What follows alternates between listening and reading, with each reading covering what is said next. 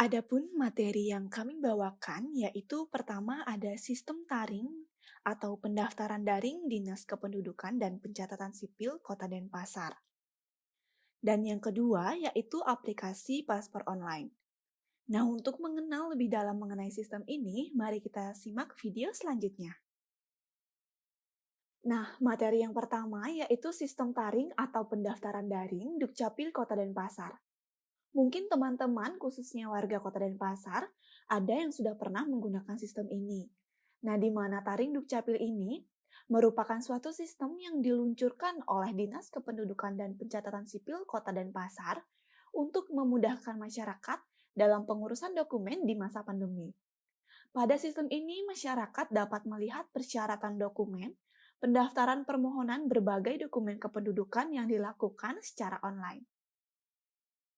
Berikut merupakan fitur-fitur yang ada pada sistem taring Dukcapil. Salah satu laporan yang akan kami bahas lebih mendalam adalah laporan pembuatan akte perkawinan.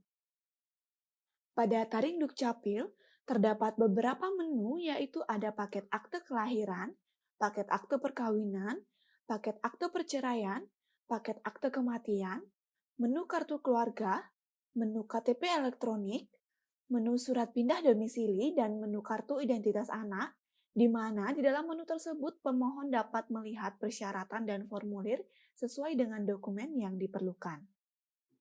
Selanjutnya ada menu sinkronisasi data, di mana menu ini bertujuan untuk permohonan sinkronisasi data masyarakat yang tidak valid.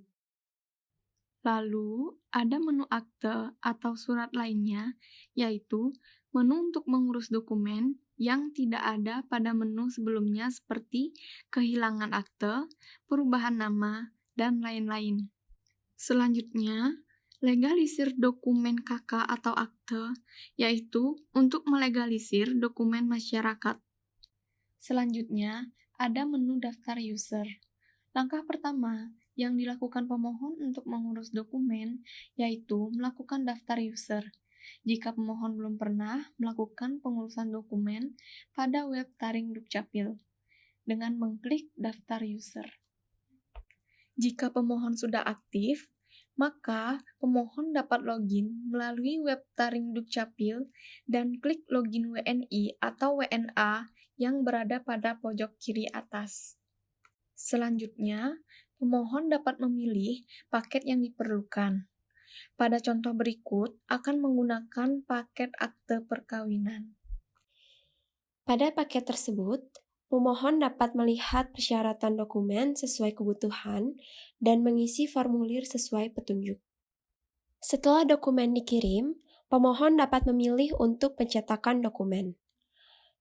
Dokumen dapat dicetak secara mandiri, mengambil di kantor Dukcapil, atau via Gojek maupun Grab. Lalu klik simpan. Jika berkas pemohon telah selesai diproses, maka pemohon dapat mengikuti instruksi yang ada pada email tersebut. Selanjutnya ada kesimpulan. Sistem ini bertujuan untuk melihat persyaratan dokumen, pendaftaran permohonan, dari berbagai dokumen kependudukan yang dilakukan secara online. Pelaporan status pengajuan dokumen masyarakat dikirim melalui email dan pengambilan dokumen dapat disesuaikan sendiri dengan keadaan pemohon, sehingga lebih fleksibel dan memudahkan masyarakat di masa pandemi. Menurut kelompok kami, fitur yang perlu ditambahkan yaitu nomor antrian atau batas kuota yang dapat dilihat, seperti aplikasi Speed ID, agar dapat memberikan informasi kepada masyarakat bahwa kuota pelayanan masih tersedia atau sudah habis. Selanjutnya, kelompok kami akan membahas aplikasi layanan paspor online. Untuk info lebih lanjut, dapat menghubungi akun sosial media kantor imigrasi di bawah ini. Jadi di sini dijelaskan gambaran umum mengenai aplikasi layanan paspor online, fungsi dan manfaat. Fitur aplikasi layanan paspor online yang pertama pembuatan paspor baru, yang kedua perpanjangan paspor, dan ada juga laporan dari layanan paspor online. Yang pertama laporan jadwal antrian pembuatan paspor baru, yang kedua laporan jadwal antrian penggantian atau perpanjangan paspor. Setelah itu, login pada aplikasi layanan paspor online dapat menggunakan akun Google maupun akun Facebook. Setelah login, pada beranda ditampilkan nik, nama, dan tanggal lahir pemohon paspor. Langkah berikutnya, untuk mengetahui persyaratan dalam pembuatan paspor, klik informasi pada beranda.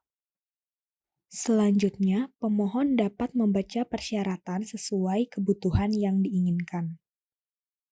Setelah mengetahui persyaratan, pemohon kembali ke beranda dan klik antrian paspor.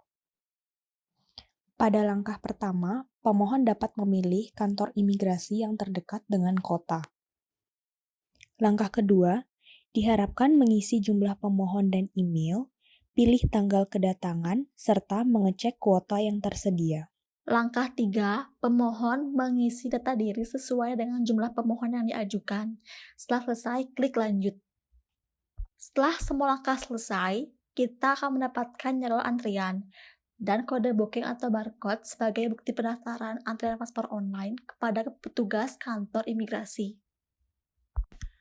Baik, kesimpulannya, yang pertama, layanan paspor online adalah aplikasi reservasi antrian paspor yang dapat diinstal melalui sistem Android atau iOS untuk menggantikan mekanisme pengantrian secara manual menjadi antrian berbasis internet.